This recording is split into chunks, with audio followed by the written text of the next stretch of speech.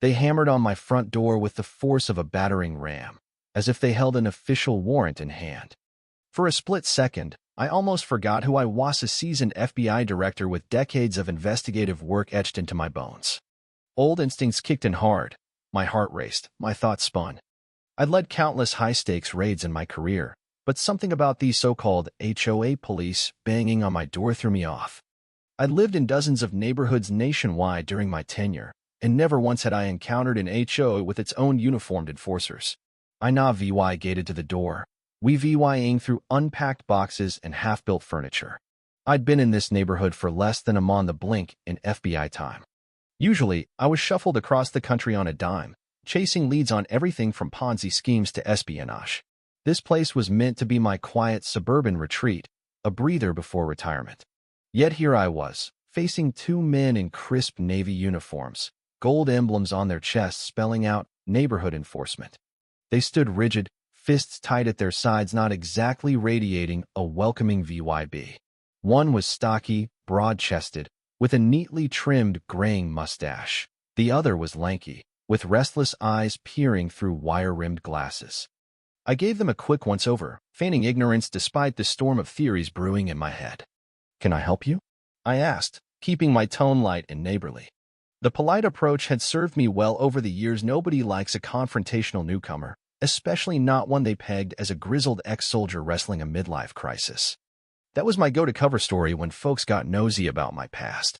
Few pressed further when they sensed you might have war tales that still haunted your sleep.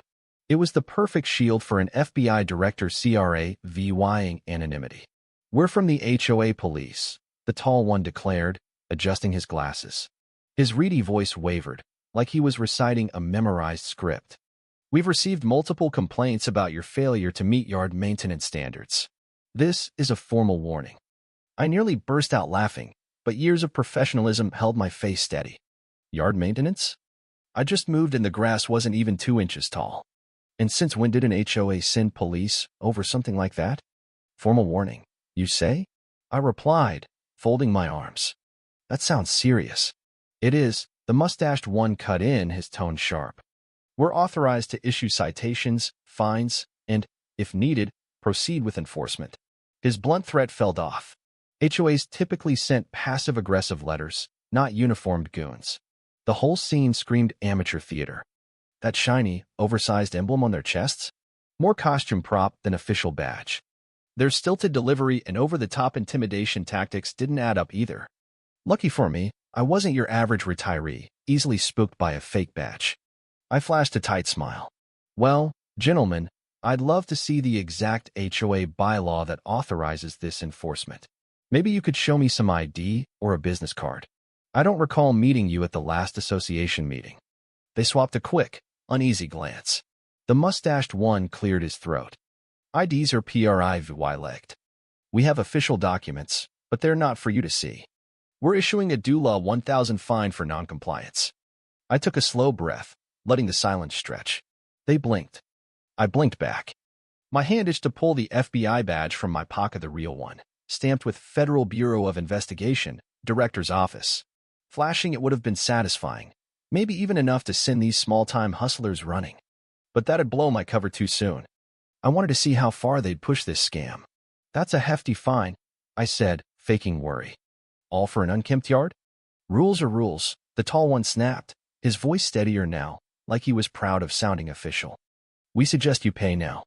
We'll collect in person to save you the trouble." I almost admired their gall. Impersonating HOA officials to fleece homeowners wasn't a new con, but it usually came through shady letters or calls, not in person with fake uniforms. Something told me this wasn't just a quick cash grab. Were they testing me? The neighborhood? Or banking on intimidating older residents into coughing up money? I leaned against the doorframe, playing it cool. "Why don't we do this properly? Let me grab the HOA guidelines to confirm everything with the board." "Wait here a sec." "Sir, we're not here to debate bylaws," the mustached one interrupted, his voice harsh. "We're here to enforce them. Refuse to cooperate, and you'll lose community PRIVY legis, possibly face arrest." "Arrest?" I echoed, raising an eyebrow. "That's extreme. Since when does an HOA have arrest powers?" The tall one shrugged smugly. "Since you signed the contract to live here." Now pay up, or we'll escalate this. I pretended to comply, stepping back inside. I'll be right back with my checkbook, I assured them, shutting the door. In reality, I headed for my home office to grab my badge. These clowns had no clue who they were messing with. I slipped down the hall to a room crammed with boxes, books, and mementos. Behind them sat my locked metal filing cabinet, still sealed from the move. Inside were classified files redacted, of course, and my worn leather credential case. My pulse thumped as I unlocked it and dug through the top drawer. This was supposed to be a mundane Monday, but in my line of work, calm never lasted.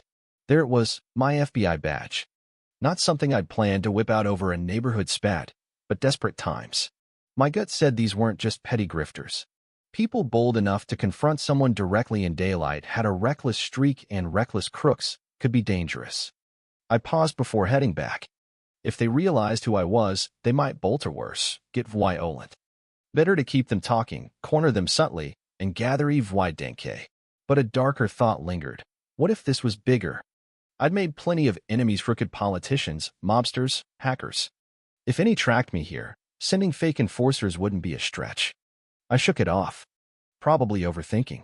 A scam in a nice suburb was more likely about easy money than some grand conspiracy. Still, that old investigative spark flared. I couldn't let it go. Back at the door, I cracked it open. The pair stood there, frowning impatiently. The mustached one tapped his foot. The tall one glared, sweat beading on his forehead. "Sorry for the wait," I said. "Couldn't find my checkbook. Maybe we can set up an electronic transfer." "Cash only," the mustached one barked. "No checks, no electronic trailer transfer. HOA policy." That slip-up was a dead giveaway. They weren't pros, they were winging it, hoping to bully me into handing over untraceable cash. Interesting, I mused. Never knew HOAs were so discreet about finances. His eyes narrowed as he shoved a clipboard at me. "Sign here. Settle this fast. You want to keep your neighborhood privileges, don't you?" I scanned the form. It was a mistypos, mismatched fonts, a sample document, watermark plastered across it. I hid a smirk behind a nod. Classic amateur move, banking on nobody spotting the flaws. Then, across the street, my neighbor, an elderly guy named Harold, stepped onto his porch to water his flowers. He froze, staring at us. I considered asking him to snap a photo, but that might spook these two. Instead, I waved casually, signaling all was fine, then turned back. My phone chimed from the leave-wying room, probably junk mail, but it sparked an idea. "Let me grab my phone," I said. "If I can't find cash, maybe I can text someone for help. Don't want to break any rules." The mustached one sneered. "Make it quick." I shut the door and darted to the leave-wying room. My phone sat on the coffee table beside a cold mug of coffee. I checked the text, a routine bureau update, and switched to video mode. If I could catch these jokers demanding cash on tape, I'd have enough to nail them without revealing my identity. I hit record and padded back to the door. As I did, a thought hit. Should I wait? See if they'd push further, maybe try to force their way in? Real-time evidence was gold for prosecution, but I couldn't let this spiral too far. I cracked the door. They were still there, shifting restlessly. The tall one snapped. "We don't have all day." I scanned them. Did they have real handcuffs? Weapons?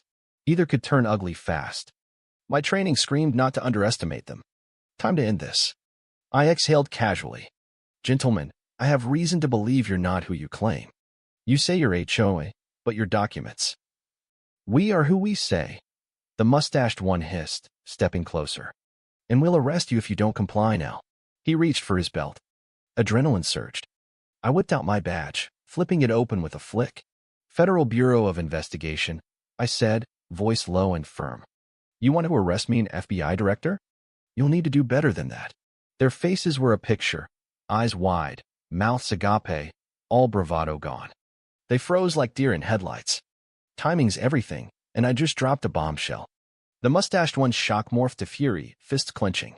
The tall one pivoted like he might run, mumbling, "Nobody said anything about the FBI. If by job, you mean impersonating officers and extorting residents, you're acing it," I shot back. "Hands where I can see them." The mustached one sputtered. "We can explain." "I'm sure you can," I cut in. "There's a station a few miles away. The detectives would love your story." Sweat trickled down his brow. "Wait, let's be reasonable," he said, glancing at his partner, who looked ready to bolt. No need for authorities. We can work this out. You're joking, I said, stepping forward. You think I'd pay a fake fine after showing you this? I tapped my badge. He floundered. Could be a mix-up. Wrong address. Sure, I drawled. And you just happened to bring a shoddy contract demanding cash only.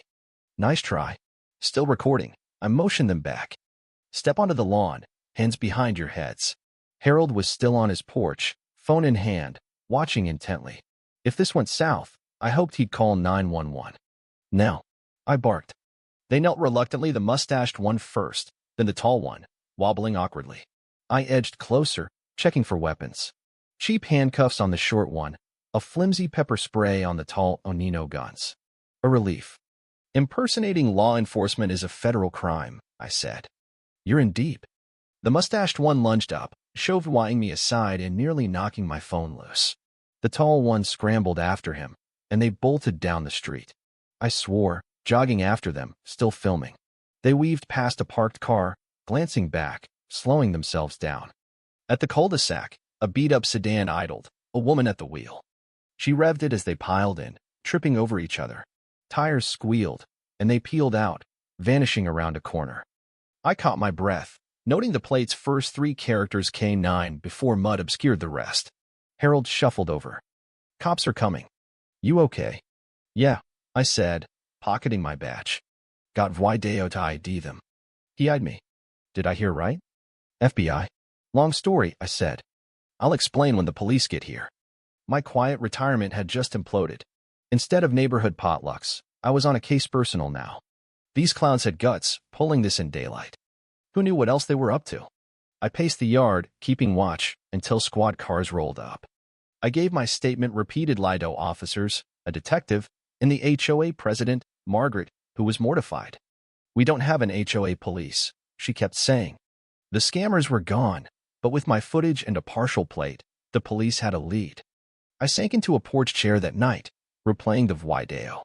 The mustached guy's face was clear, the tall one's decent enough. My phone buzzed a blocked number. Director, a raspy voice said. Heard about your run-in.